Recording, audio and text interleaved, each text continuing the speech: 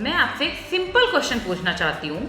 अगर दो लोग टूरिस्ट वीजा के लिए अप्लाई करें, पहले एप्लीकेंट ने कभी इंडिया के बाहर ट्रेवल नहीं किया, दूसरे एप्लीकेंट ने 8 कंट्रीज विजिट किए, आपको क्या लगता है वीजा किसको मिलेगा? अगर आपका आंसर है जिसकी ट्रेवल हिस्ट्री ज्यादा है, तो ये वीडियो आपके लिए है, क्योंकि रियलिटी सोशल मीडिया और व्हाट्सएप यूनिवर्सिटी से काफी अलग है।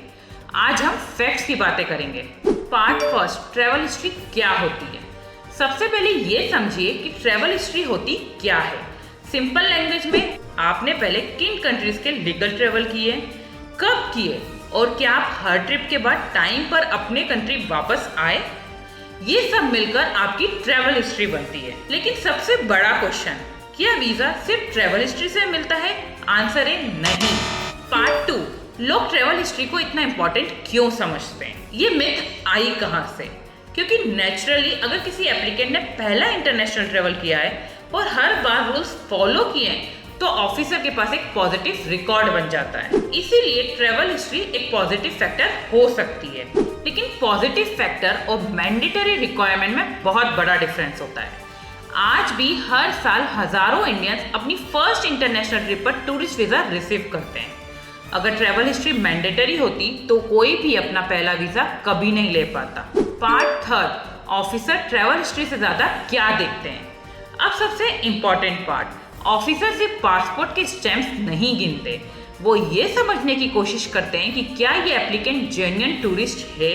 उसके लिए वो बेसिक कुछ क्वेश्चंस के आंसर्स ढूंढते हैं, जैसे आप ट्रेवल क्यों करना चाहते हैं, पर्पस क्लियर है या नहीं, क्या फाइनेंशियली ट्रिप अफोर्ड कर सकते हैं, क्या आपके इंडिया वापस आने के स्ट्रॉन्ग रीजंस हैं, job, business, family, studies, assets, ये सब इम्पोर्टेंट होते हैं। एप्लीकेशन में जो इन्फॉर्मेशन दी है क्या वो डॉक्यूमेंट से मैच करती है?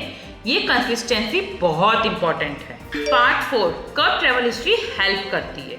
अब इसका मतलब ये भी नहीं है कि ट्रेवल हिस्ट्री की कोई वैल्यू नहीं है, बिल्कुल है, बहुत वैल्यू है।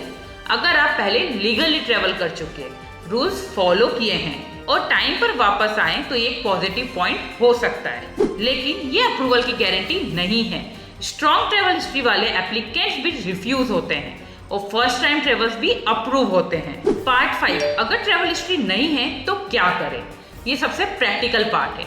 अगर आपके पास ट्रेवल हिस्ट्री नहीं है तो टेंशन लेने की जरूरत नहीं है। फोकस करिए genuine travel purpose, complete documentation, financial consistency, realistic itinerary, strong tie to India. और सबसे इम्पोर्टेंट, एप्लीकेशन में कोई भी इनकरेक्ट इंफॉर्मेशन मत दीजिए।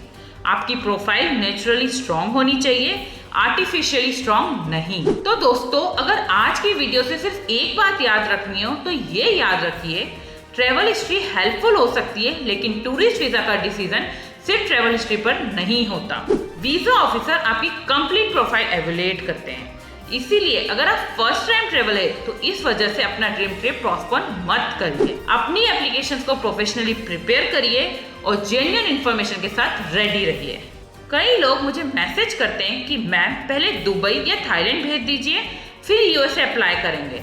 मैं उनसे एक ही सवाल पूछती हूँ, अगर ट्रेवल हिस्ट्री मैंडेटरी होती तो किसी भी इंसान का पहले वीजा कभी अप्रूव हो सकता था? इसी लॉजिक से समझिए कि ट्रेवल हिस्ट्री एक फैक्टर है, लेकिन फाइनल डिसीजन हमेशा ओवरऑल प्रोफाइल पर होता है। अगर आप यूएसए, कनाडा, यूके, ऑस्ट्रेलिया या शेंजन टूरिस्ट वीजा के लिए अप्लाई करना चाहते हैं और अपनी प्रोफाइल को रिव्यू करवाना चाहते हैं, तो आप हमसे कांटेक्ट कर सकते हैं। हम डॉक्यूमेंटेशन रिव्यू, एप्लीकेशन गाइडेंस और वीजा फाइलिंग असिस्टेंस प्रोवाइड करते हैं, लेकिन हम किसी भी कंट्री के वीजा अप्रूवल की गारंटी नहीं देते। अगर वीडियो हेल्पफुल लगी है तो लाइक करिए, शेयर करिए और चैनल को सब्सक्राइब करिए। और कमेंट में जरूर बताइए कि आपकी फर्स्ट इंटरनेशनल ट्रिप हो चुकी है या आप प्लान कर रहे हैं।